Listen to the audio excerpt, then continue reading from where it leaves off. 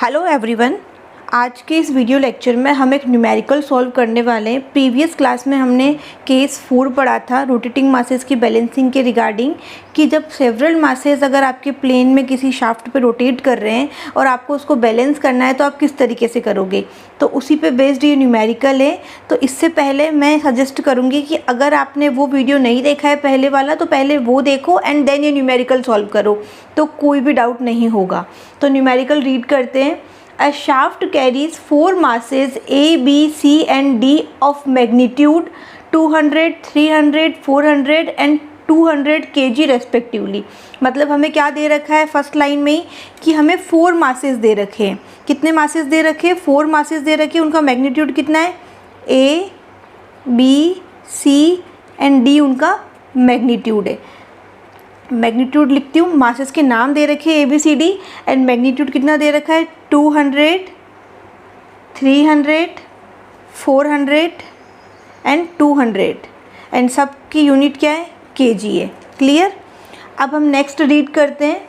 And revolving at radii 80 mm, 70 mm, 60 mm and 80 mm in planes. मतलब कि जो इनकी रेडियस है वो हमें दे रखी है चारों के रेस्पेक्ट में। तो ये जो 4 मास है इनकी रेडियस हमें दे रखी है, हम इसको रेडियस को शो करेंगे r से, ठीक है। और a के लिए यूज़ करेंगे RA, मतलब कि जो a वाला मास है उसकी जो रेडियल डिस्टेंस है डेट इज़ RA और वो हमें दे रखी है 80 mm।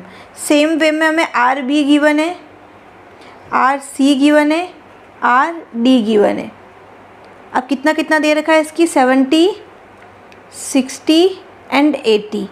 तो बेटर रहेगा कि आप यहीं पे ही उसको मीटर में कन्वर्ट कर लो ताकि हम आगे जब सॉल्व करेंगे तो हमें तब कन्वर्जन करने की रिक्वायरमेंट नहीं पड़ेगी, ठीक है। ये किस में हो गया? मीटर में हो गया। सेम इसको भी करेंगे 0.07 मीटर, इसको भी करेंगे 0.06 मीटर, इसको भी करेंगे 0.08 मीटर, ठीक है। आप यहाँ पे सब जगह mm लिखना, यहाँ पे सब जगह kg लिखना जब आप एग्ज़ाम में न्यूमेरिकल सॉल्व करो, ओके। अब देखो हम नेक्स्ट रीड करते कि हमें क्या गिवन है। The angles between the cranks, नहीं इससे पहले ये दे रखा है, देखो कहाँ तक देखा था हमने? हाँ 80 mm इन प्लेन्स मेजर्ड। आगे देखो from A at 300 mm, 400 mm and 700 mm। ये आपको प्लेन्स की क्या दे रखी है? लेंथ दे रखी है। मतलब तो आपको वो डायग्राम भी बनाना पड़ेगा जो पिछली बार हमने बनाया था। पिछली बार जो 2 डायग्राम बनाए थे वो दोनों बनाने पड़ेंगे। अभी पहले मैं फर्स्ट वाला डायग्राम बना के दिखाती हूँ आपको। देखो एक कोई भी डायग्राम पहले बना लो। मैं यहाँ 4 मास बना रही हूँ, A, B, C, D, यही हमें गिवन है। तो कुछ ना कुछ मैंने इस तरीके से उसको जैसे डायग्राम पहले बनाया था वैसे ही सेम काम करना है, ठीक है। अब ये क्या बोल रहा है? Measured from A at 300 mm, 400 mm, 700 mm। मतलब कि क्या दे रखा है? जो A मास है उसकी B से जो डिस्टेंस है वो है 300 mm। सिमिलरली यहाँ से लेके यहाँ तक है आपकी 400 mm में है, ये ध्यान रखना, और 700 mm ये यहाँ तक दे रखी है। ए से क्या दे रखा है? बी, सी और डी के लिए दे रखी है, ये वाली डायमेंशन दे रखी है। आगे बात समझ में? तो बेटर है कि आप ये भी सारी किस में कन्वर्ट करके लिखो। आप जब न्यूमेरिकल सॉल्व करोगे तो ये भी मीटर में लेके चलना, ठीक है। कुछ भी आपको mm में लेकर नहीं चलना है। अब हम इसी को नेक्स्ट रीड करते हैं। The angles between the cranks measured anti-clockwise are A to B 45 degree, B to C 70 and C to D 120 degree. मतलब हमें क्या दे रखा है? A और B के बीच का एंगल। मैं एक को डायग्राम बना देती हूँ यहाँ पर ताकि आपको क्लियरली समझ में आएगा।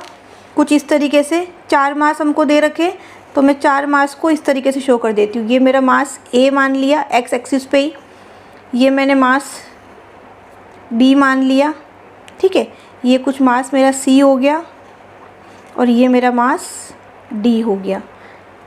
लोकेशन इस तरीके से एज्यूम कर लेना ताकि जो एंगल्स हमें दे रखे हैं वो उसी तरह से बन रहे हो। ये मैंने आपको जब पहले भी बताया था। तो देखो ये हमारी हो गई है y axis, x axis sorry, और ये हमारी हो गई है y एक्सिस। क्लियर? अब हमें एंगल्स क्या दे रखे हैं, एंगल्स हमें ए से बी के बीच में दे रखा है, बी से सी के बीच में दे रखा है, सी से डी के बीच में दे रखा है, हमको इस फॉर्म में दे रखा है। जब मैंने आपको कॉन्सेप्ट बताया था तब भी मैंने आपको बोला था कि एंगल्स हमें इसी फॉर्म में दिए जाते हैं। तो ध्यान रखना, ये वाला एंगल गिवन है, ये वाला एंगल गिवन है और ये वाला एंगल गिवन है। कितना कितना गिवन है, ये गिवन है आपको 45 डिग्री, ये वाला गिवन है आपको 70 डिग्री और ये वाला गिवन है आपको 120 डिग्री। लेकिन इन एंगल्स को आप क्वेश्चन में रख के सॉल्व करोगे तो सब कुछ क्या हो जाएगा, गलत हो जाएगा। तो आपको यहाँ पे क्या निकालना पड़ेगा, theta A, theta B, theta C, theta D निकालना पड़ेगा, जैसे कि मैंने आपको पहले बताया था। तो हम यहाँ पे निकालेंगे theta A, theta B, theta three, theta C, theta D. ठीक है, जल्दी जल्दी में चलो, theta A, theta B, theta C and theta D हमें यहाँ पे निकालना पड़ेगा। क्लियर। अब थीटा ए की बात करें, ये हमने क्या बोला था, एक्स एक्सिस होती है, इसी पे हमने ये ए माना है, तो इसका एंगल क्या हो जाएगा, 0 डिग्री हो जाएगा, क्योंकि इसी को हम रेफरेंस लेके चल रहे हैं और इसी पे हमने ये मास लगा दिया है। तो जो एंगल होगा वो कितना हो जाएगा, थीटा ए 0 डिग्री। क्लियर। अब थीटा बी की बात करें, मतलब कि हम किसकी बात कर रहे हैं, जो हमारा बी मास है, ये जो बी मास है उसकी ये वाली डिस्टेंस, मतलब कि थीटा बी क्या शो करेगा, यही वाला एंगल क्या होगा, थीटा बी होगा। क्लियर। तो कितना होगा आपका 45 डिग्री। आ गई बात समझ में। अब नेक्स्ट में देखो थीटा सी, थीटा सी मतलब कि जो आपका सी वाला मास है, जो आपका सी मास है उसकी आपकी ये रेफरेंस एक्सिस जो भी आप हमेशा लेके चलते हो, इससे डिस्टेंस, डिस्टेंस मतलब कि एंगुलर डिस्टेंस। तो एंगल की बात कर रहे हैं, मतलब कि मैं बात कर रही हूँ यहाँ से लेकर यहाँ तक की। और जो आपको ये एंगल्स गिवन है, जो ये वाले एंगल्स गिवन थे वो क्या थे, एंटी क्लॉकवाइज। तो मतलब आपने ये रेफरेंस माना तो ये इस तरीके से भी आप एरो बना सकते हो, ये आपको एंगल्स क्या थे, एंटी क्लॉकवाइज गिवन थे। बात आ गई समझ में। अगर क्लॉकवाइज होते तो मैं इस वाली एक्सिस से भी रेफरेंस ले सकती थी, लेकिन हमें एंटी क्लॉकवाइज दिया है, मतलब कि इधर से आपको यू एंटी क्लॉकवाइज घूमना था। क्लियर। अब देखो फिर से हम ये वाले ऑरेंज वाले पे आते हैं। ये एंगल कितना हो जाएगा, ये 45 है और ये 70 है, तो ये टोटल ओवरऑल यहाँ से लेके यहाँ तक कितना हो जाएगा आपका, इसको ऐड कर लो, 45 + 70 तो कितना हो जाएगा 115 डिग्री। तो मैं यहाँ पे लिख रही हूँ 115 डिग्री। क्लियर। अब बात करते हैं थीटा डी की। थीटा डी क्या हो जाएगा, जो डी मास है आपका ये वाला, यहाँ से लेके ये पूरा यहाँ तक का एंगल, मतलब कि कुछ इस तरीके से भी आप समझ सकते हो, ये वाला एंगल। ठीक है, ये वाला एंगल कितना हो जाएगा आपका 45, 70 एंड 120, इन तीनों को ऐड कर लिया तो जो एंगल बन रहा है वो आपका क्या होगा, थीटा डी होगा। तो मैं यहाँ पर इसी कलर के पेन से लिख रही हूँ ताकि आपको समझने में ईजी रहे, ताकि आप यहाँ पे जो कलर देख रहे हो और यहाँ पे जो कलर देख रहे हो वो मैच कर सको, समझ सको कि मैं कैसे मैंने उसको निकाला है। क्लियर। तो आई होप यहाँ तक समझ में आ गया, ये आपको समझ में आ गया, ये आपको इतना समझ में आ गया। अब हम न्यूमेरिकल को आगे रीड करते हैं। न्यूमेरिकल अभी ख़त्म नहीं हुआ है। न्यूमेरिकल में अब आगे क्या दिया है, the balancing masses are to be placed in planes X and Y.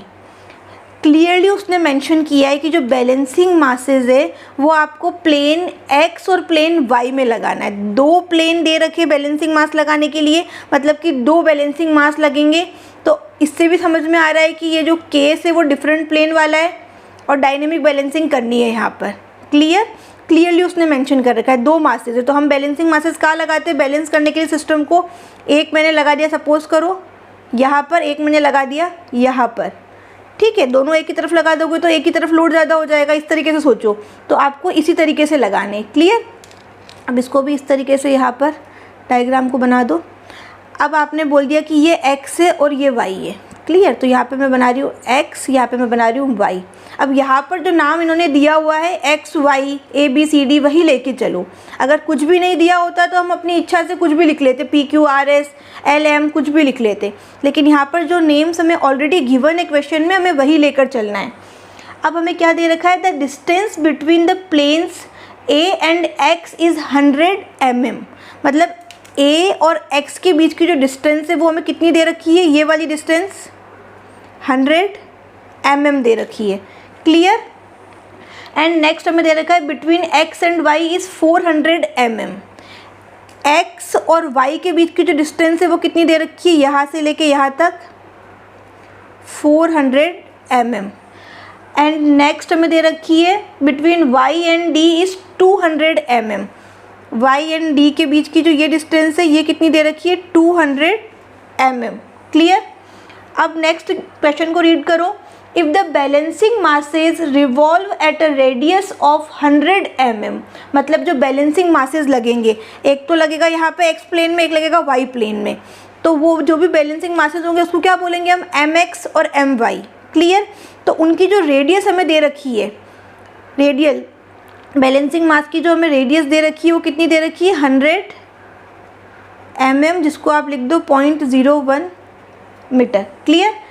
Find their magnitudes and angular positions, किसकी जो बैलेंसिंग मासेज है mx और my।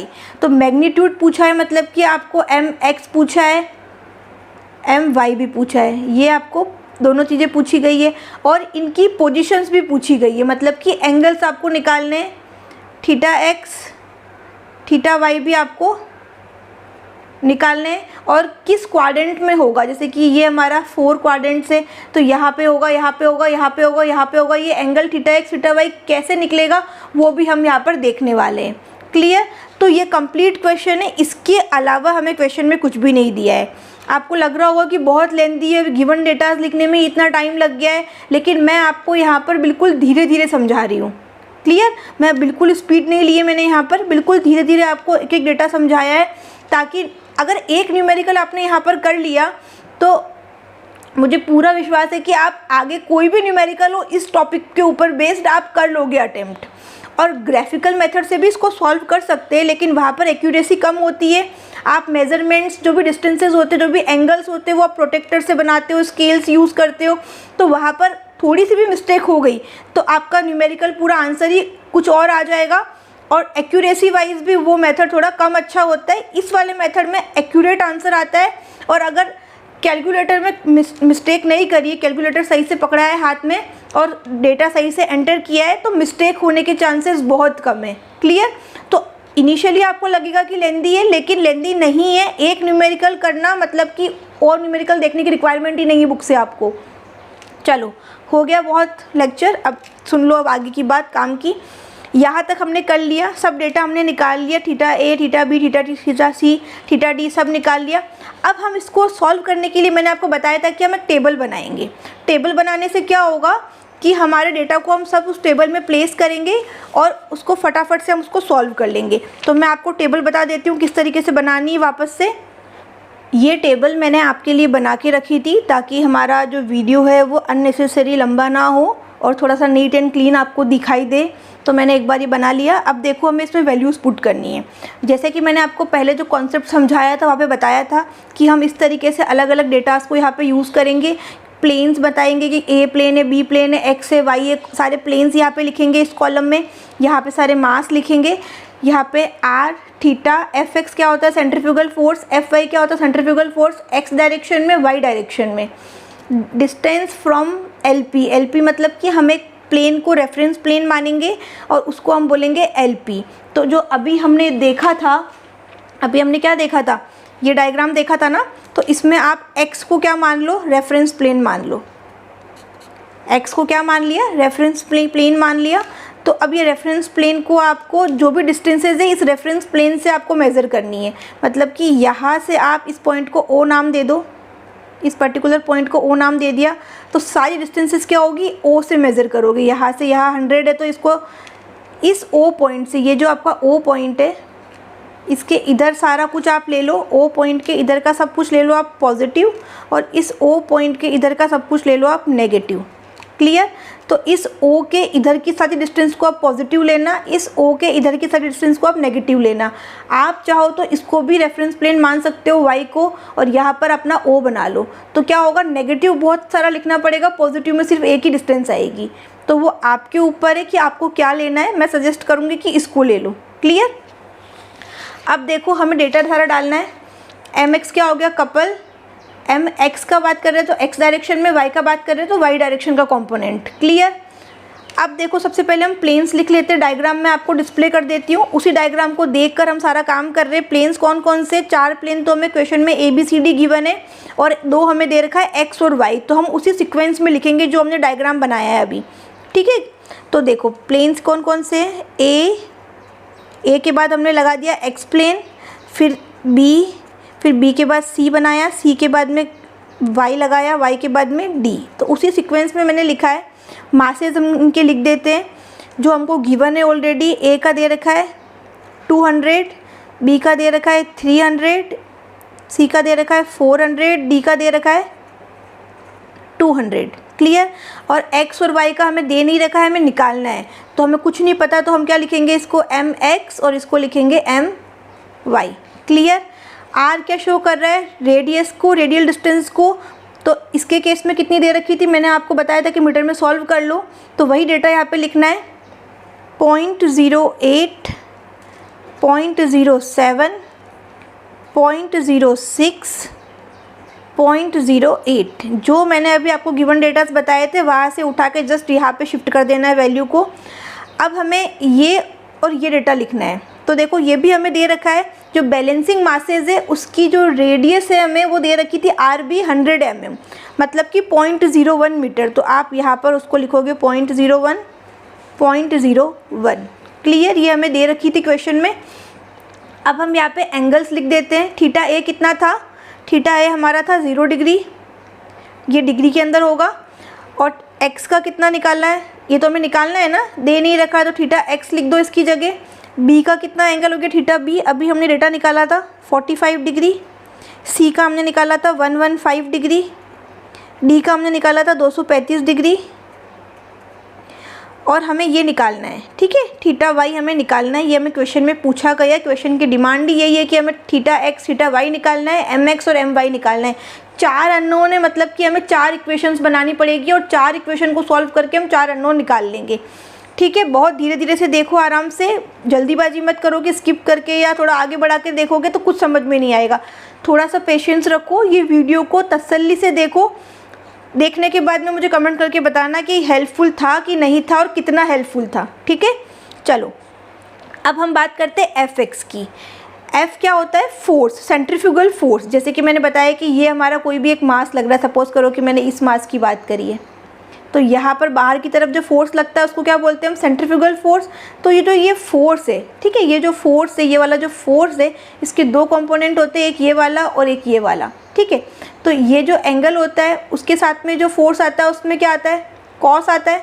और जो ये वाला है इसके साथ में क्या आता है, साइन आता है। ये हमने बचपन से पढ़ा है, बहुत टाइम से पढ़ रहे हैं, अब तो आपको सबको पता है, लेकिन फिर भी मैंने आपको एक बार बता दिया। तो फोर्स क्या होता है आपका, सेंट्रीफ्यूगल फोर्स। यहाँ पे जो सेंट्रीफ्यूगल फोर्स लगता है FC, वो होता है MR ओमेगा स्क्वायर। ठीक है।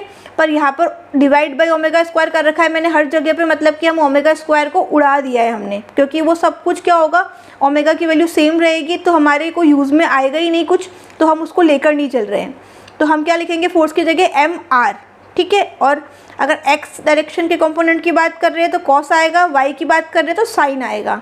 आगे बात समझ में।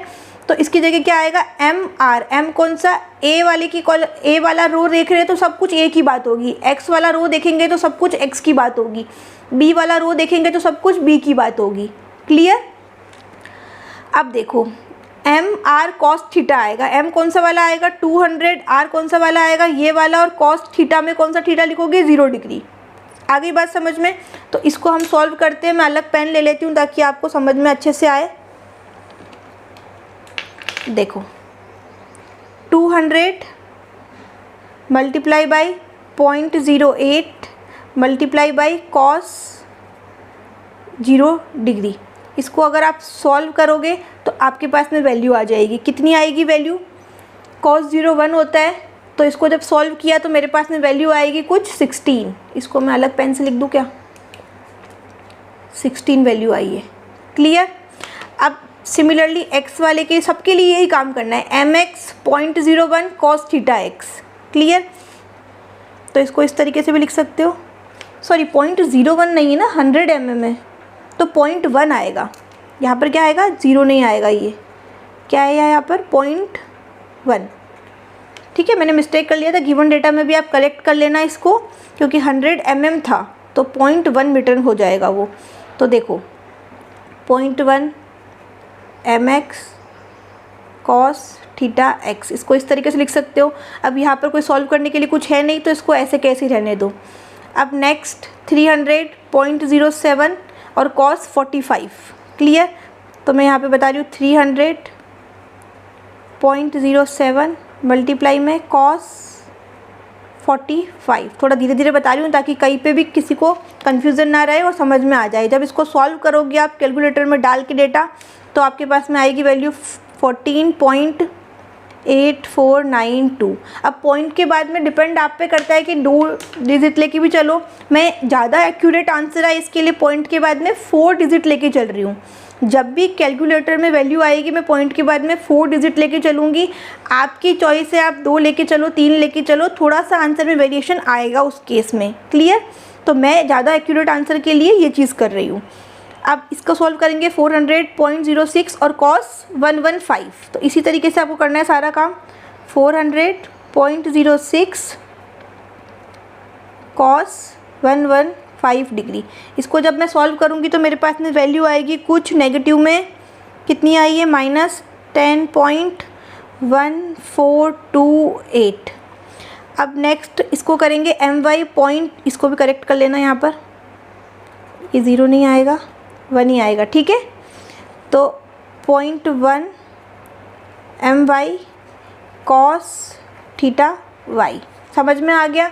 mr cos थीटा हम यहाँ पर कर रहे हैं, क्या काम कर रहे हैं हम यहाँ पर, mr cos थीटा। तो m कितना है वापस यहाँ पे 200, r क्या है 0.08 और cos 235 डिग्री। तो इसको सॉल्व करेंगे तो कितनी वैल्यू आएगी, इसको सॉल्व करने पे आएगी माइनस का 9.1772। आ गई बात समझ में। ये सारा हमने x कंपोनेंट का कर लिया। अब सेम काम हमें y कंपोनेंट का करना है। तो इस केस में क्या हो जाएगा, कॉस की जगह साइन आ जाएगा। जहाँ जहाँ इक्वेशन में आपने कॉस लिखा है, जैसे कि डेटा सेम रहेगा 200.08, कॉस की जगह लिख दो साइन। आ गई बात समझ में, क्योंकि कंपोनेंट का ही तो फ़र्क है, कंपोनेंट ही तो है ये, और तो कुछ डिफरेंस है नहीं। तो यहाँ पे लिखा मैंने साइन 0 डिग्री। इसको सॉल्व करोगे साइन 0 क्या होता है 0, तो ये आ गया 0। तो सेम अब मैं वापस से सब में इतना नहीं लिख रही हूँ, आप समझ गए ना मेरी बात कि 0.1 mx, अब कॉस की जगह क्या आ जाएगा साइन, 0.1 mx की जगह क्या आ जाएगा mx ही रहेगा, क्योंकि मास क्या है हमारा mx है। यहाँ पे my मत कर देना, क्लियर। मैंने कुछ बच्चों को ये मिस्टेक करते हुए भी देखी है, इसलिए मैंने आपको करेक्ट कर दिया कि बोले कि y कंपोनेंट है तो y कर देते। लेकिन यहाँ पे देखो आप कौन से मास की बात कर रहे हो, m इस वाले रो को देखना है। जब इस रो में काम कर रहे हो ना तो सिर्फ इस रो को देखना है और ऊपर नीचे दिमाग नहीं लगाना है, क्लियर। अब यहाँ पे कॉस की जगह क्या आ जाएगा साइन और थीटा x। सेम वे में 300.07 कॉस की जगह आएगा साइन 45 और उसको सॉल्व करोगे। तो मैं डायरेक्ट आपको वैल्यू बता रही हूँ सॉल्व करी हुई, अब मैं वो सब कुछ नहीं लिख रही हूँ। तो सॉल्व करोगे तो आएगा 14.8492, क्लियर। किसको सॉल्व किया था 300.07 साइन 45 को सॉल्व करने पे ही आया।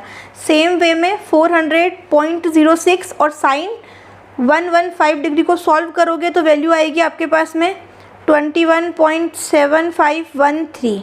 ये सब कुछ मैंने सॉल्व किया है और तभी मैं लिख रही हूँ, ठीक है।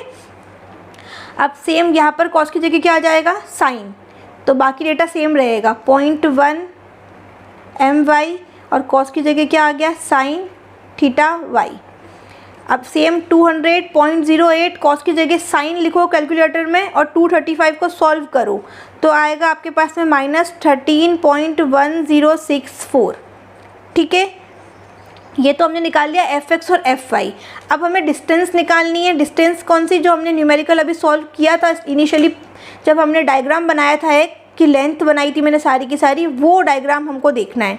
अब उस डायग्राम में देखो, हमें सबसे पहले ए प्लेन के लिए बात करते हैं, डिस्टेंस फ्रॉम LP मतलब रेफरेंस प्लेन, जो कि हमारा x प्लेन है।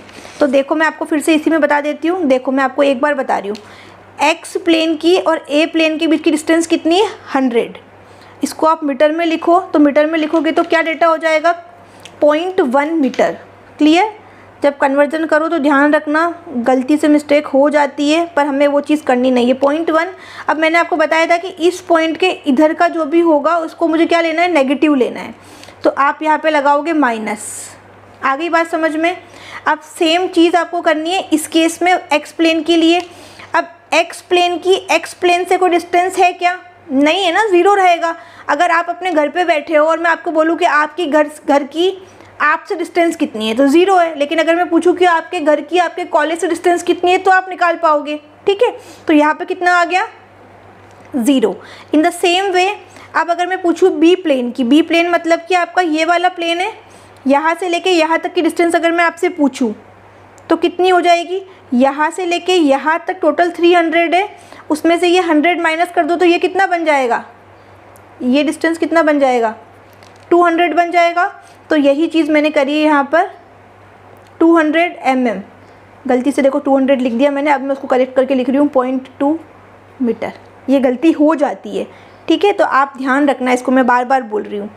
सेम वे में जो सी प्लेन है, एक्स की सी प्लेन से डिस्टेंस कितनी होगी? हमको ये आपकी यहाँ से लेके यहाँ तक वो होगी आपकी 300, क्योंकि टोटल कितना है यहाँ से यहाँ तक, ए से लेके सी तक का दे रखा है आपको 400, तो उसमें से ये 100 माइनस कर दो तो 300 बचेगा, तो मतलब कि 0.3।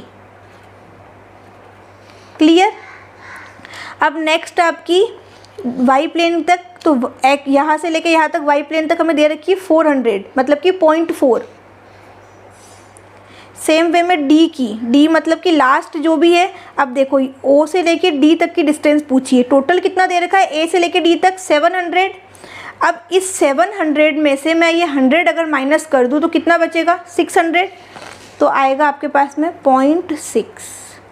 क्लियर? बात समझ में आ गई होगी। चलो अब हम देखते हैं आगे कपल के बारे में। कपल का भी सेम कंसेप्ट रहेगा। कपल क्या होता है? Force into distance perpendicular. तो देखो यहाँ पर कपल की फोर्स कौन सा आएगा? एम एक्स में करोगे तो एफ एक्स आएगा, एम वाई में करोगे तो एम एफ वाई आएगा फोर्स। और डिस्टेंस कौन सी है? डिस्टेंस ये वाली जो मैंने ये इस वाले पेन से बनाई है। आ गई बात समझ में? तो अब हम करेंगे ये वाला काम। चलो 16 मल्टीप्लाई में किया मैंने माइनस का 0.1, कितना आया? माइनस के 1.6, ये आ गया मेरे पास में। अब सेम ये जो डेटा है 0.1 mx cos थीटा x, इसको 0 से मल्टीप्लाई किया तो कितना आएगा? 0। ठीक है, देखो मैं यहाँ पे एक निशान बना देती हूँ, इस तरह से एक निशान बना देती हूँ। ये और किसको मल्टीप्लाई कर रही हूँ? इसको मल्टीप्लाई कर रही हूँ, इस कॉलम को और इस कॉलम को मल्टीप्लाई करके यहाँ पे लिख रही हूँ। क्लियर? अब 14.8492 को मल्टीप्लाई करो 0.2 से, तो आपके पास में आएगा 2.9698। जैसे कि मैंने आपको पहले बताया था, मैं पॉइंट के बाद में डिजिट जितनी भी आए मैं 4 डिजिट तक, अप टू 4 डिजिट में अपना काम कर रही हूँ। तो हर जगह आप अप टू 4 डिजिट चलने दो। अगर आप 3 तक करते हो तो हर जगह 3 डिजिट तक लेते रहो। अब सिमिलरली आप इस वैल्यू को इससे मल्टीप्लाई करो तो कितना आएगा? माइनस के 3.0428। अब इस वैल्यू को इससे मल्टीप्लाई करो तो जो आएगा, लेकिन यहाँ पे तो अननोन वैल्यूज़ है, तो कुछ 0.1 को 0.4 से मल्टीप्लाई करने पे तो बन रहा है 0.04, और बाकी ऐसे ही रहने दो my cos theta y। Clear? अब इस वैल्यू को इससे मल्टीप्लाई करो तो कितना आएगा? माइनस के 5.5063। क्लियर? समझ में आ गई मेरी बात कि किस तरीके से हमने वैल्यूज़ निकाली है।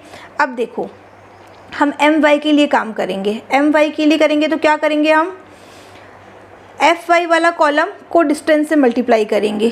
क्लियर? तो अभी हम कर देते हैं इसका काम भी। चलो 0 को मल्टीप्लाई किया इससे तो कितना आएगा? ऑब्वियसली 0। इस वाले डेटा को मल्टीप्लाई किया 0 से तो कितना आया? 0। घबराना मत कि 2 0 कैसे आ गए एक साथ, आ सकता है। आप जो काम कर रहे हो उसकी एक्यूरेसी पे ध्यान दो। अगर प्रोसीजर सेम है, मिस्टेक नहीं कर रहे हो तो सब कुछ आगे सही आएगा। ठीक है? अब देखो एफ वाई का ये डेटा, इसको इससे मल्टीप्लाई करो 0.2 से तो कितना आएगा? 2.9698। अब इस वाले डेटा को 0.3 से मल्टीप्लाई करो तो आएगा आपका 6.5253। क्लियर? इस डेटा को इससे मल्टीप्लाई करो तो हमारे पास में अननोन वैल्यूज़ है, तो हम क्या करेंगे 0.1 को 0.4 से किया तो सेम वही आया 0.04 और डेटा क्या है my sin theta y। Clear. अब इस वैल्यू को इससे मल्टीप्लाई करो तो कितना आएगा माइनस के 7.8638। पेशेंस रखना, एक न्यूमेरिकल करना वर्थ रहेगा आपका कि मतलब आपको बहुत कुछ देखने की रिक्वायरमेंट ही नहीं पड़ेगी। बहुत धीरे धीरे से समझा रही हूँ, बस समझते जाओ, ठीक है। अब ये हमने कर लिया। अब ये करने का क्या पर्पस था, हमारे पास में इनिशियली मैंने बोला था कि 4 अननोन है। 4 अननोन को सॉल्व करने के लिए 4 इक्वेशन की रिक्वायरमेंट पड़ेगी। 4 इक्वेशन से 4 अननोन इजीली निकाल सकते हैं। तो देखो यहाँ पर क्या हो रहा है, हमने जो ये टेबल बनाई है इससे अगर मैं बात करूँ इस वाली टेबल से, इससे हमें क्या मिलेगा, कंप्लीट एफ मिल सकता है। समेशन ऑफ एफ निकाल सकते हैं हम, समेशन ऑफ एफ निकाल सकते हैं, सबको ऐड कर लो। इसी तरीके से इस वाली इक्वेशन से समेशन ऑफ एफ वाई निकाल सकते हैं, यस निकाल सकते हैं, सबको ऐड कर लो। समेशन ऑफ इस वाली इक्वेशन से एम एक्स निकाल सकते हैं, यस क्योंकि सबको ऐड कर लो। इस वाली इक्वेशन से समेशन ऑफ एम वाई निकाल सकते हैं, ऑब्वियसली यस क्योंकि हम इन सबको ऐड कर लेंगे। यही हमें काम करना है, आ रही है बात समझ में, यही हमें काम करना है। इन सबको हमें समेशन निकालना है, जो मैंने ये पिंक पेन से यहाँ पे लिखा है। अब हम ये लिखेंगे और इक्वेशन को सॉल्व करेंगे। अब समेशन ऑफ एफ एक्स लिखा है तो मतलब कि 16 प्लस दिस अमाउंट, ये नेगेटिव है तो माइनस दिस अमाउंट, और ये नेगेटिव है तो माइनस दिस अमाउंट, और ये प्लस में चलेगा तो इसको इक्वल टू 0 करना है। तो समेशन ऑफ ये निकालो, ये निकालो, ये निकालो, ये निकालो, सिस्टम को बैलेंस करना है हमें। तो हम इनको क्या करेंगे, रिजॉल्व करेंगे। फोर्स को रिजॉल्व किया एक्स और वाई डायरेक्शन में, मोमेंट को किया एक्स और वाई डायरेक्शन में, मतलब कि कपल को, उससे हमें जो हमें अननोन डेटा है वो हम निकाल लेंगे। तो हम इसको आगे सॉल्व करते हैं। अब मैंने पेज को चेंज कर लिया है। अब हमें क्या करना है, वो चारों चीज़ें हमें करनी है। सबसे पहले हम करेंगे, यहाँ पर ध्यान रखना, समेशन ऑफ एम एक्स को 0 करेंगे, फिर समेशन ऑफ एम वाई को 0 करेंगे, फिर समेशन ऑफ एफ एक्स को 0 करेंगे, सॉल्व करेंगे, और समेशन ऑफ एफ वाई को सॉल्व करेंगे। इसी सीक्वेंस में आप चलना, पहले इसको नहीं करना तो आपके पास में क्या होगा, वैल्यूज़ फटाफट से निकलने लग जाएगी, आप कंफ्यूज नहीं होंगे, ठीक है। तो सबसे पहले हम करेंगे समेशन ऑफ एम एक्स को सॉल्व। तो जब समेशन ऑफ एम एक्स को मैं सॉल्व कर रही हूँ, रुको पेन दूसरा ले लेती हूँ। जो इक्वेशन थी हमारी, जो हमने टेबल बनाई थी, उस टेबल में एम एक्स वाला कॉलम देखो और उनको सबको हमें क्या करना है, ऐड करना है। तो देखो -1.6 plus 0 plus 2.9698 minus 3.0428 plus 0.04 my cos theta Y minus 5.5063 is equal to 0। ये हमारी इक्वेशन है, ठीक है। उसी टेबल से हमने निकाली है, टेबल से आप मैच कर लो। क्लियर, टेबल को आप देखते रहो साथ में ताकि आपको समझ में आएगा। अब हमें इसको सॉल्व करना है। अब देखो इसमें क्या हो रहा है, सिर्फ ये वाली टर्म है जिसमें कि अननोन वैल्यूज़ है। इन अननोन वैल्यूज़ के अलावा बाकी सबको आप प्लस माइनस कर सकते हो, इधर लेके जाओ। अगर 0 को इक्वल के इधर लेके जाओगे तो इन सबको सॉल्व कर लोगे, जो नेगेटिव वो पॉजिटिव हो जाएगा और जो पॉजिटिव है वो नेगेटिव हो जाएगा। तो वही चीज़ हम कर रहे हैं। 0.04 my cos theta Y equal, अब ये माइनस 5.5063 अगर इधर आएगा तो प्लस में हो जाएगा, सेम ये वाला माइनस प्लस में हो जाएगा, ये वाला प्लस माइनस में हो जाएगा, ये वाला माइनस प्लस में हो जाएगा। तो कैलकुलेटर में डायरेक्ट वैल्यू रखो और सॉल्व कर लो, बार बार लिखने की रिक्वायरमेंट नहीं है। क्लियर, अगर टाइम ज़्यादा है एग्जाम में तो लिख लो, अदरवाइज लिखने की रिक्वायरमेंट नहीं है। मैं स्क्रीनशॉट यहाँ पे लगाऊंगी, आप देख लेना। तो कुछ ये वाली वैल्यू आ रही है। क्लियर, अब 0.04 को भी मैं इसके नीचे लेके जाऊँ तो सिर्फ मेरे पास में ये निकल जाएगा। तो देखो मैं निकालती हूँ my cos थीटा वाई। तो इस वाले डेटा के डिवाइड कर दूँ मैं 0.04 से, तो मेरे पास में वैल्यू कुछ आ रही है 179.4825। इसको मैंने इक्वेशन नंबर दे दिया है 1। क्लियर, अब नेक्स्ट देखो हमें क्या करना है, summation of my is equal to 0। Summation of M Y is equal to 0।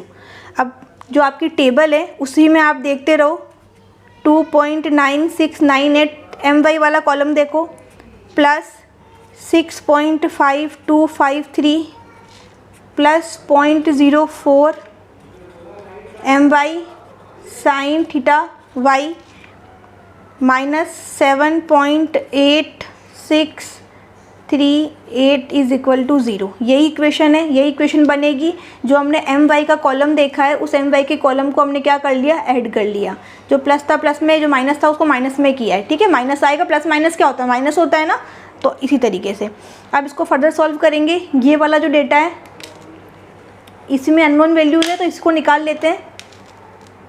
0.04 M Y sine theta Y is equal to, minus को उधर लेके जाएंगे तो प्लस हो जाएगा, इस प्लस वाले डेटा को उधर लेके जाएंगे माइनस, इस प्लस वाले को उधर लेके जाएंगे माइनस। डायरेक्ट कैलकुलेटर में वैल्यू रखो और सॉल्व करो, दिमाग ज़्यादा नहीं लगाना है कि लिखे ना लिखे, जल्दी जल्दी सॉल्व कर लो।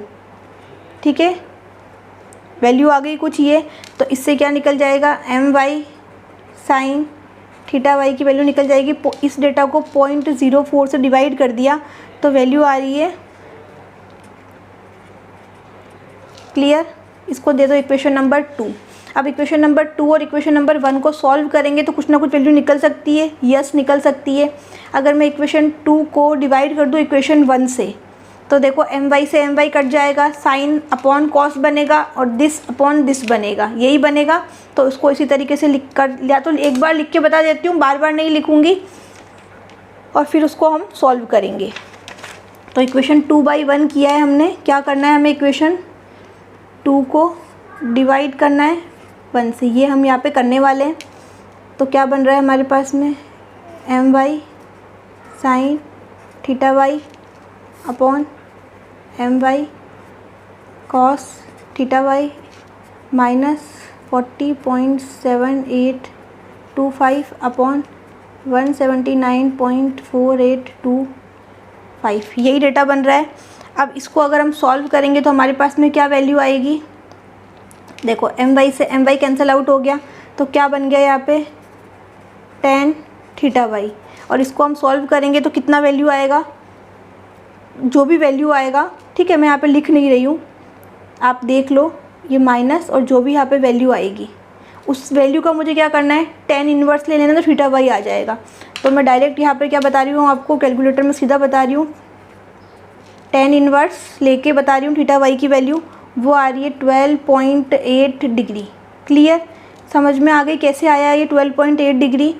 इसको सॉल्व करने पे जो वैल्यू आई है उसका अगर मैं 10 को उधर भेज के इन्वर्स ले लूँ तो मेरे पास में ये वैल्यू आएगी। अब आप सोच रहे हो कि मैं नेगेटिव एंगल को नेगेटिव में नहीं लिखोगे, एंगल तो सिर्फ मैग्नीट्यूड वाइज आप शो करोगे। इस नेगेटिव का क्या पर्पस है वो मैं अभी आपको बताती हूँ। नेगेटिव का पर्पस ये है कि जो आपका स्लोप होता है, ठीक है, इन जनरल जो आपका स्लोप होता है, ठीक है, tan थीटा से जो शो करते हो वो क्या होता है, y/x, यही होता है y/x। तो मतलब ये वाला जो ऊपर का डेटा है वो y एक्सिस को शो कर रहा है और ये x एक्सिस के डेटा को शो कर रहा है।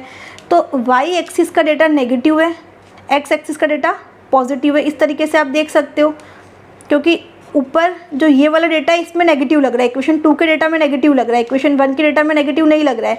तो ये क्या है, नेगेटिव में और ये पॉजिटिव में। तो y क्या हो गया नेगेटिव, x क्या हो गया पॉजिटिव। इसमें क्या कंडीशन बन रही है, जो y है वो तो बन रहा है आपका नेगेटिव और जो x है वो बन रहा है आपका पॉजिटिव। क्लियर, ये मैंने क्वाड्रेंट्स बनाए हैं। अब देखो यहाँ पर आपका y नेगेटिव है, x पॉजिटिव है, तो कौन सा वाला क्वाड्रेंट होगा आप खुद देख के बताओ मुझे। ये होगा आपका y नेगेटिव, मतलब कि ये वाला क्वाड्रेंट y नेगेटिव, और x पॉजिटिव मतलब कि ये वाला। तो मतलब जो क्वाड्रेंट की मैं बात कर रही हूँ ये वाला फोर्थ क्वाड्रेंट। क्लियर, तो फोर्थ क्वाड्रेंट में क्या होगा आपका, ये एंगल होगा, फोर्थ क्वाड्रेंट में आपका ये एंगल बनेगा थीटा वाई। तो जो हमने अभी डायग्राम बनाया था उस डायग्राम में हम ये चीज़ शो कर सकते हैं किस तरीके से, कुछ इस तरीके से। देखो ये डायग्राम बनाया था हमने, तो यहाँ कहीं पे हम क्या करें, एक लाइन ड्रॉ करें, ठीक है, और ये जो एंगल है वो क्या शो करेगा, थीटा वाई। ये फोर्थ क्वाड्रेंट है, क्लियर। तो मन मर्जी से नहीं बना देना है कहीं पर भी, ये हमसे पूछा गया है कि कहाँ पर होगा। पोजीशंस मतलब कि कितना एंगल है और एंगल कहाँ पे करेगा एक्ट, वो हमसे पूछा गया था। तो ये भी पार्ट है हमारा क्वेश्चन का। तो एंगल की वैल्यू 12.8 फोर्थ क्वाड्रेंट में लाई करेगा और आप उसको अलग से हाईलाइट करके अपने उसी डायग्राम में शो करके बताओ, जैसे कि मैंने आपको बताया था अभी। तो ये तो हमने निकाल लिया थीटा वाई, क्लियर। अब थीटा वाई निकालने के बाद हम इससे और भी कुछ निकाल सकते हैं। इस थीटा वाई की वैल्यू को इक्वेशन 1 या इक्वेशन 2 किसी में भी पुट कर दो, क्लियर। और उसमें पुट करने के बाद में सिर्फ एक ही अननोन बचेगा, डेट इज़ एम वाई, तो हम वो निकाल सकते हैं। तो जस्ट मैंने मान लिया कि इक्वेशन 1 को मैं लेकर चलती हूँ, क्लियर। इक्वेशन 1 की मैं बात करती हूँ यूजिंग 1, ये हमारा आंसर है, ध्यान रखना। यूजिंग इक्वेशन 1 को मैं लेकर चल रही हूँ। तो मुझे क्या करना है, वैल्यू पुट करनी है थीटा वाई की, क्लियर। तो मैं वैल्यू पुट कर देती हूँ, एम वाई कॉस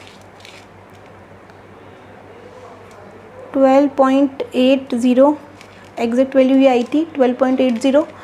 अब इक्वल टू 179, इक्वेशन 1 को देखो, 179.4825 जो अभी मैंने निकाली थी उसी में वैल्यू पुट कर दी है। अब यहाँ पर क्या है, एम वाई भी हमारे पास में नहीं है, लेकिन थीटा वाई था तो हमने रख दिया। अननोन क्या है, सिर्फ एम वाई है, तो यहाँ से हम एम वाई निकाल सकते हैं, this data upon cos 12.80, clear. तो कितना आएगा 184 kg, ये हमारी वैल्यू आएगी। और ये भी हमारा एक आंसर है। देखो आंसर फटाफट निकल गया ना टेबल बनने के बाद में, ये भी हमारा क्या है, एक आंसर है। तो थीटा वाई हमने निकाल लिया, एम वाई हमने निकाल लिया, क्लियर। यहाँ पर हमने दो वैल्यूज़ निकाल लिए। क्या क्या वैल्यू निकाल लिए, थीटा वाई हम निकाल चुके हैं और एम वाई हम निकाल चुके हैं। क्या क्या चीज़ें बची है, एम एक्स और थीटा एक्स, ये भी हमें निकालना है। इसके लिए हम जो हमने टेबल बनाई थी उस टेबल में जो एफ एक्स और एफ वाई वाला कॉलम था उसको यूज़ करेंगे और वहाँ से हम क्या करेंगे, समेशन ऑफ एफ एक्स निकालेंगे, समेशन ऑफ एफ वाई निकालेंगे। तो इसको भी हम सॉल्व कर लेते हैं। Summation of F X is equal to 0 करेंगे। उसी कॉलम में जो वैल्यूज़ है उन सबको हमें क्या कर लेना है, ऐड कर लेना है। तो देखो 16 plus 0.1 M X cos theta X plus 14.8492 minus 10.1428 plus 0.1 M Y cos theta Y minus 9.1772 is equal to 0। इतनी ही सारी वैल्यूज़ है, क्लियर। बट सॉल्व कर लेंगे, कोई बड़ी बात नहीं है। देखो ये डेटा में इस वाले चीज़ में कुछ अननोन है और इस वाले में कुछ अननोन है, बाकी तो सारी क्या है, वैल्यूज़ है। तो सीधा कैलसियम में रखो और प्लस माइनस करो तो कुछ ना कुछ डेटा निकल जाएगा। तो जस्ट इसको देखो 0.1 M X cos theta X plus 0.1 M Y cos theta Y is equal to, बाकी सबको इधर लेके जाओ, जो माइनस था वो प्लस हो जाएगा, जो प्लस था वो माइनस हो जाएगा। और वैल्यूज़ को कैलकुलेटर में पुट करो और जल्दी से सॉल्व कर दो। मैंने सॉल्व करके रखी है, जस्ट मैं डायरेक्ट लिख रही हूँ, मैं आपको स्क्रीनशॉट यहाँ पे लगा दूँगी, क्लियर। ये वैल्यू आई है आपके पास में। अब आपके पास में क्या है, एम वाई की वैल्यू भी है, एम वाई की वैल्यू भी है ना, अभी हमने जस्ट निकाली थी, कितनी रखी थी 184 kg हमने निकाली थी। तो उसको भी हम यहाँ पे क्या करेंगे, पुट कर देंगे। तो इसको और सिंप्लीफाई कर सकते हैं, 0.1 M X cos theta X plus M Y कितना था 184 को 0.1 से मल्टीप्लाई कर दो, ठीक है। इस तरीके से करके भी आप सॉल्व कर सकते हो। और कॉस थीटा वाई भी आपके पास में है, तो 0.1 184 cos 12.80 is equal to minus 11.5292। मैं बहुत सिंपल से धीरे धीरे तरीके से बता रही हूँ, समझ में आ जाएगा। फिर भी कहीं कोई डाउट हो तो उसको वापस से देखना, मैं एश्योर करती हूँ कि आपको समझ में आ जाएगा। अब हम इसको फर्दर सिंप्लीफाई करेंगे, 0.1 M X cos theta X is equal to, ये वैल्यू कितनी है माइनस 11.5292, और इसको सॉल्व करो और उधर लेके जाओ माइनस कर दो, तो जो वैल्यू आएगी वो डायरेक्ट टर्म में लिख रही हूँ, ठीक है। कुछ अप्रॉक्स ये वैल्यू आएगी। आ रही बात समझ में। अब ये इक्वेशन को आप एक नाम दे दो। मैंने इस इक्वेशन को नाम दे दिया। मान लो पहले हमने कहाँ तक दिया था, 1 और 2 ही दिया था ना हमने नाम। इसको हम दे देते हैं 3। क्लियर। अब हम करेंगे summation of F Y is equal to 0। Summation of F Y is equal to 0 करेंगे और जो एफ वाई वाला कॉलम है टेबल में, उस वाले कॉलम को ऐड कर लो। ठीक है, देखो क्या क्या वैल्यू है, 0 plus 0.1 mx sine theta x plus 14.8492 plus 21.7513 plus 0.1 my sine theta y minus 13.1064 is equal to 0। Clear. कुछ नहीं किया है, टेबल से वैल्यूज उठाइए और यहाँ पे एक ही लाइन में सबको प्लस कर दिया है। क्लियर। अब इसको हम सॉल्व करेंगे। अननोन कहाँ पर है, एक यहाँ पर है और एक यहाँ पर है। बाकी तो सारी वैल्यूज़ क्या होगी, डायरेक्ट प्लस माइनस होकर सॉल्व हो जाएगी। तो इसको हम फर्दर सिंप्लीफाई कर लेते हैं। 0.1 mx sine theta x plus 0.1 my sine theta y is equal to, अब बाकी जो भी वैल्यूज़ बची, जैसे कि ये है उधर जाके प्लस में हो जाएगा, ये उधर जाके माइनस में हो जाएगा, ये माइनस में हो जाएगा, ये 0 0 ही रहेगा। इसको सॉल्व कर लो जस्ट, तो कितना आएगा, माइनस का 23.4941। क्लियर। अब इसको फर्दर सिंप्लीफाई कर सकते हैं क्या, ऑब्वियसली कर सकते हैं, क्योंकि हमारे पास में क्या है, एम वाई भी है, थीटा वाई भी है। इनकी वैल्यू को रखो और इस पूरी जो वैल्यू आती है सॉल्व करने के बाद उसको इधर लेके जाओ, तो सिर्फ इसकी टर्म में एक इक्वेशन आ जाएगी, हो जाएगी ना। एम वाई की जगह क्या रखोगे, 184, थीटा वाई की जगह क्या रखोगे, 12.80 डिग्री। इसको सॉल्व करो तो देखो आएगा 0.1 mx sine theta x is equal to, solve किया इसको तो कितना आएगा आपका, अप्रॉक्स आएगा माइनस के 27.5605। इक्वेशन नंबर नाम दे दो 4। अब 2 इक्वेशन और आ गई है, 2 अननोन और निकालने हमें, हम निकाल लेंगे इक्वेशन 2 और इक्वेशन 1 के थ्रू। अब इक्वेशन 4 और इक्वेशन 3 के थ्रू। अब इक्वेशन 4/3 अगर मैं कर दूँ, क्या करूँ मैं, इक्वेशन 4 को डिवाइड कर दूँ इक्वेशन 3 से, तो मेरे पास में आ जाएगा 0.1 से 0.1 कैंसिल, mx से mx cancel, sine upon cos बनेगा, दिस अपॉन दिस बनेगा। क्लियर। तो देखो मैं यहाँ पे लिख देती हूँ, साइन अपॉन कॉस क्या होगा, tan थीटा x, ये वाला अमाउंट ऊपर, ये वाला अमाउंट नीचे।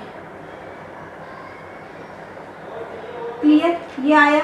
अब इसको आप सॉल्व कर लो, सॉल्व करोगे तो कुछ वैल्यू आएगी और उसका अगर आप tan इनवर्स ले लो तो आपके पास में थीटा x आ जाएगा, यही होगा। तो इसको सॉल्व करके tan इनवर्स लेंगे हम, थीटा x के लिए क्या होगा, tan inverse of this amount, तो हमारे पास में वैल्यू आएगी 43 डिग्री, जो कि हमारा आंसर है। ये मत सोचना कि मैं डायरेक्ट वैल्यू लिख रही हूँ, अगर मैं हर चीज़ को कैलकुलेटर कर करके आपको डेटा बताऊँगी तो ये वीडियो बहुत लंबा, डबल ट्रिपल टाइम लग जाएगा। तो कैलकुलेशन अब इतने आपने कर लिए लाइफ में कैलकुलेशन अब तक कि आपके लिए इजी है, फिर भी मैं आपको स्क्रीनशॉट यहाँ पे आपको अवेलेबल करवा रही हूँ। देखो ये निकल के आ गया।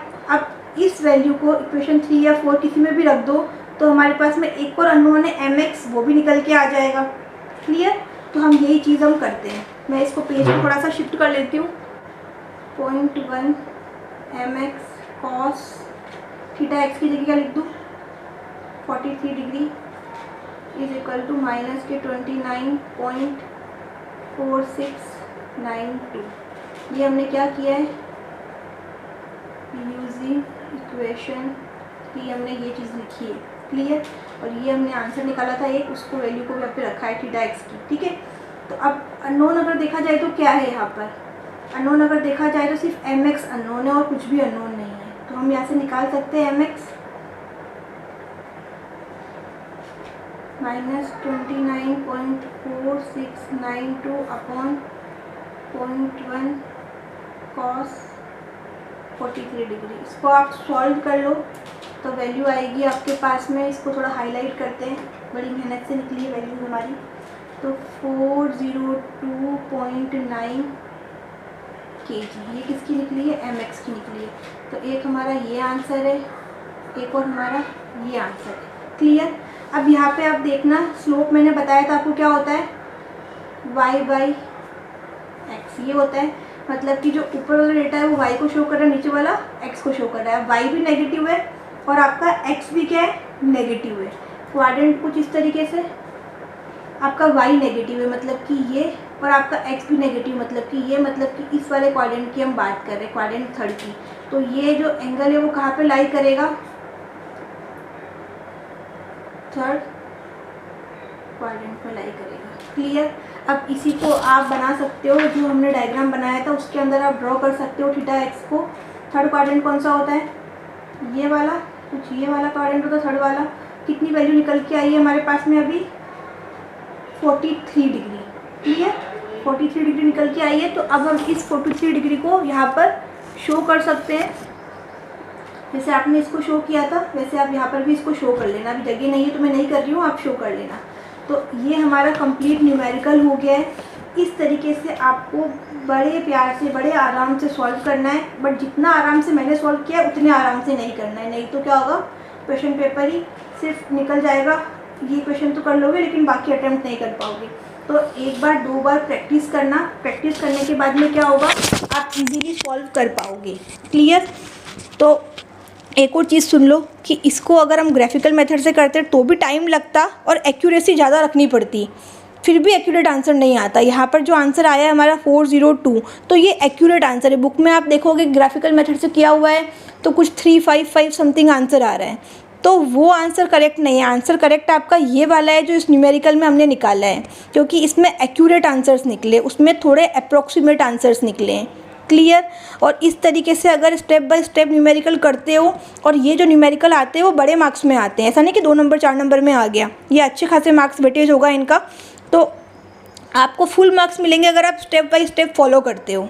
ठीक है, जितना करोगे उतने मार्क्स मिलेंगे। तो वो ग्राफिकल मेथड में तो क्या है कि 3 लाइन बना के ड्रॉ करके छोड़ दी, बाकी नहीं किया, तो एग्जामिनर को समझ में ही नहीं आएगा कि आपने कितना किया कितना नहीं किया। लेकिन इसमें क्लियरली विजिबल है कि हाँ आप इतना किया है और इतना पेंडिंग है। आ रही है बात समझ में?